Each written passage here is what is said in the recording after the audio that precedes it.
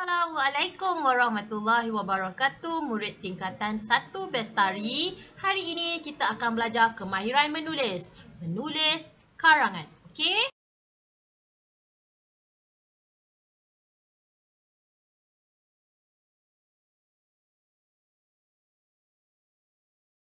Murid-murid, hari ini anda boleh rujuk buku teks muka surat 28 untuk pelajaran kita hari ini. Anda akan membuat kerangka karangan dan juga menulis pendahuluan. Orang kata, jika gagal merancang, anda merancang kegagalan. Begitu juga dengan membuat karangan. Setiap karangan perlu dirancang dengan rangka yang elok supaya dapat menghasilkan karangan yang baik. Muka surat 28. Metan terlihat sekeping poster pementasan teater semasa berjalan pulang ke kelas. Poster ini memberikan ilham kepada Metan untuk menulis karangan cara-cara mengekalkan perpaduan negara. Dalam poster tersebut terdapat beberapa isi penting iaitu perpaduan, saling bantu-membantu, satu bangsa, keharmonian, rukun negara, saling memahami, anak bangsa, negara jaya dan awan sentosa. Ini telah memberi ilham untuk Metan menulis karangan. Untuk pengetahuan murid-murid, sebelum anda menulis karangan menggunakan pen dan di atas kertas, murid-murid digalakkan untuk membaca arahan soalan dengan teliti dan buat analisis soalan karangan itu berdasarkan tema, kehendak, siapa pihaknya dan juga format apa.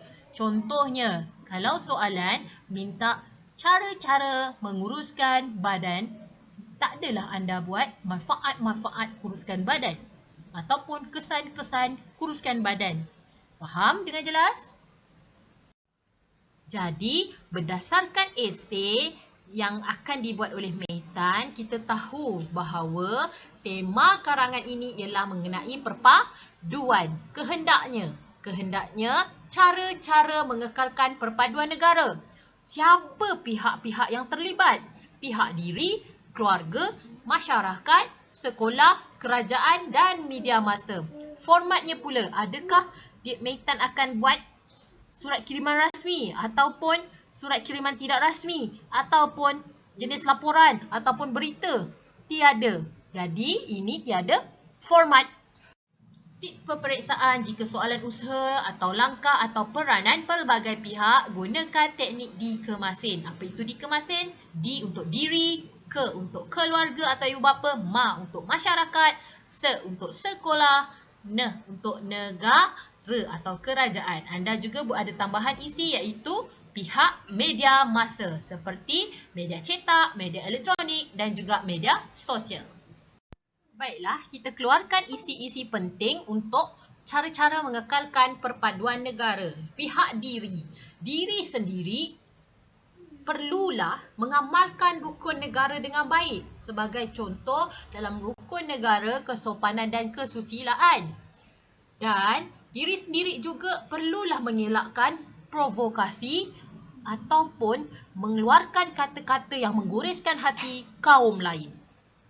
Kedua, K untuk keluarga atau ibu bapa. Keluarga perlulah menjadi suri teladan dengan menunjukkan sikap yang baik terhadap kaum-kaum lain. Masyarakat. Masyarakat boleh menganjurkan program-program kemasyarakatan seperti gotong royong, sambutan Hari Raya Aidilfitri peringkat perdana dan juga Hari Keluarga. Pihak sekolah ataupun guru-guru boleh mengajarkan tentang perpaduan dalam bilik darjah sewaktu mata pelajaran civic, pendidikan Islam dan juga pendidikan moral. Dan pihak media massa pula boleh menyiarkan program-program yang menarik di televisyen. Sebagai contoh, stesen televisyen menyiarkan drama yang mempunyai pelbagai kaum dalam drama tersebut. Okey, sekarang kita cuba pula untuk buat kerangka pendahuluan. Dalam kerangka pendahuluan, anda perlu ada ayat tema, ayat rangsangan, ayat masalah tentang tema tersebut dan juga ayat arah. Okey, kita lihat contoh yang pertama untuk menulis pendahuluan. temanya ialah kejiranan dan kehendak soalannya cara-cara untuk mengekalkan keharmonian hidup berjiran. Okey, so ayat tema. Jiran merupakan orang yang paling dekat dengan kita selain keluarga kita sendiri. Ayat rangsangan ini ialah ayat yang berkaitan dengan jiran. Jiran penting kepada kita kerana mereka lah tempat paling mudah kita mengadu nasib sekiranya dalam kesusahan. Masalah tentang kejiranan ini apa dia? Namun begitu, masih terdapat masyarakat yang kurang mengambil berat tentang jiran ataupun masyarakat yang memandang enteng tentang semangat kejiranan. Ayat arahan, oleh itu, cara-cara untuk mengekalkan keharmonian dalam hidup berjiran akan dikupas demi kepentingan bersama-sama ataupun sesungguhnya terdapat banyak cara yang boleh dilakukan bagi mengekalkan keharmonian dalam hidup berjiran. Saya bagi contoh 2 ayat arahan. Contoh pendahuluan yang kedua, temanya tema jenayah dan kehendak soalannya minta untuk langkah-langkah untuk mencegah jenayah. Tengok ayat tema. Jenayah merupakan satu kesalahan dan penjenayah yang melakukan kesalahan perlu dihukum. Ayat rangsangan, kegiatan jenayah perlulah dibendung daripada terus berleluasa demi keselamatan diri dan anggota masyarakat. Masalahnya, masih terdapat masyarakat yang memandang enteng tentang langkah pencegahan terhadap jenayah. Oleh itu, ayat arahan, langkah-langkah untuk mencegah jenayah akan dikupas demi kepentingan bersama-sama ataupun sesungguhnya terdapat pelbagai langkah untuk mencegah jenayah.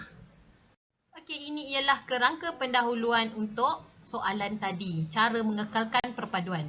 Ayat tema. Perpaduan ditakrifkan sebagai hubungan yang erat dalam sesebuah kelompok masyarakat. Ayat rangsangan, anggota masyarakat perlulah mengamalkan perpaduan supaya kita dapat hidup dalam keadaan aman dan harmoni. Masalah tentang perpaduan apa dia?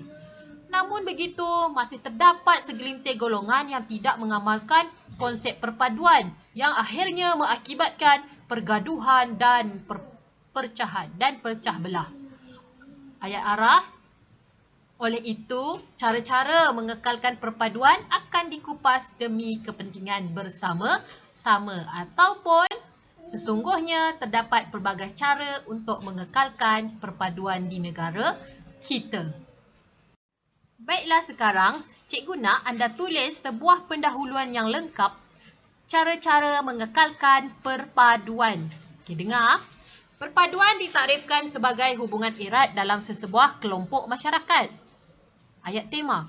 Okay. Kemudian, sehubungan itu anggota masyarakat perlulah mengamalkan perpaduan supaya kita hidup dalam keadaan aman dan harmoni. Ayat rangsangan. Namun begitu, masih terdapat segelintir golongan yang tidak mengamalkan konsep perpaduan yang mengakibatkan pergaduhan dan pecah belah. Ayat masalah.